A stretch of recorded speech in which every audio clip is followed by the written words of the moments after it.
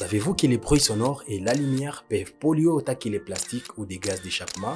Je vous révèle tout dans cette vidéo.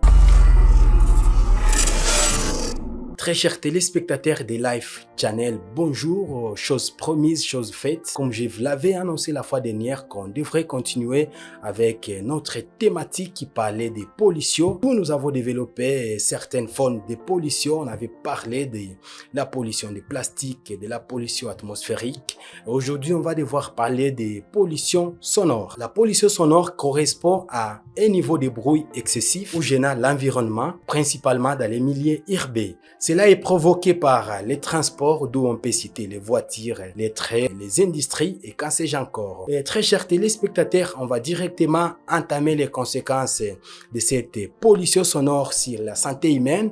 Vous allez découvrir avec moi que vous vous réveillez toujours à 0h, à 1h, à 2h du matin. Ça peut aussi causer des stress, ça peut aussi causer des maladies cardiovasculaires. Ça peut aussi causer des maux de tête chaque fois. Et on va voir une autre conséquence sur la faune, d'où on va se rendre compte que les animaux marins comme les cétacés seront désorientés suite au bruit causé par les activités anthropiques. C'est pourquoi nous demandons à notre cher téléspectateur, quand ils mènent les activités, ils doivent faire attention pour éviter la pollution sonore. Une autre conséquence sur la faune, c'est que certains animaux marins comme les cétacés peuvent être désorientés suite à cette activité anthropique. Quand on parle de l'activité anthropique, on voit les différentes activités que l'homme peut mener. Cela perturbe leur production, leur communication et leur migration. On va devoir entamer une autre forme de pollution qui est la pollution lumineuse.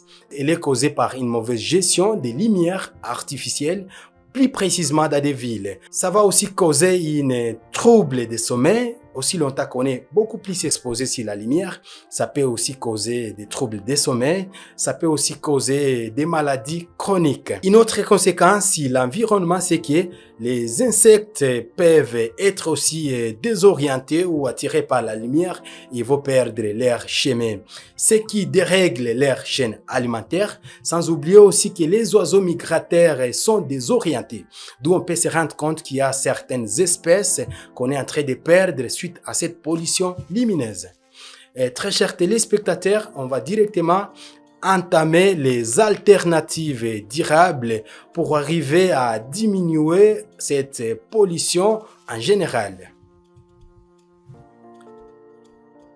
D'où on peut parler de la réduction des ressources, c'est-à-dire limiter la production des déchets ou bannir les plastiques à usage unique. On doit limiter la production des déchets, mais aussi on doit bannir la production à usage des plastiques.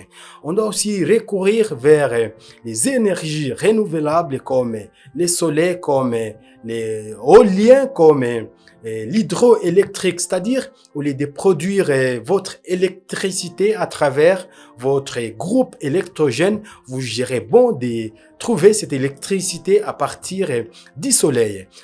On peut juger beau de trouver cette électricité à partir de l'hydroélectrique, à partir de l'eau. On va aussi citer une autre alternative qui est la mobilité durable, c'est-à-dire on doit adopter les transports en commun. Par rapport à la mobilité durable, on peut chercher soit à utiliser un seul bus au lieu que chacun ait son moyen de déplacement, dans le sens de vouloir utiliser la voiture qui va plus tard dégager le dioxyde de carbone qui va non seulement nuire à la santé de l'être humain, mais aussi qui va nuire à l'atmosphère, que nous allons plus tard nous rendre compte que ça va attaquer la couche d'ozone comme je l'avais parlé la fois passée. Une autre alternative, c'est l'éclairage intelligent.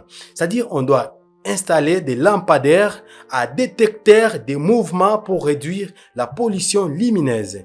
Il y a aussi une autre alternative qui est l'urbanisme sonore. Pour l'urbanisme sonore, on doit soit adopter des murs anti-bruit, on doit aussi faire la conception des villes non bruyantes. On doit adopter des murs anti-bruit ou soit on doit faire une conception de villes moins brillantes. Très chers téléspectateurs des Life Channel, il y a plusieurs formes de pollution, comme je l'avais dit au début de l'émission, mais nous avons ciblé juste quelques-unes. Et voilà, merci beaucoup de nous avoir suivis.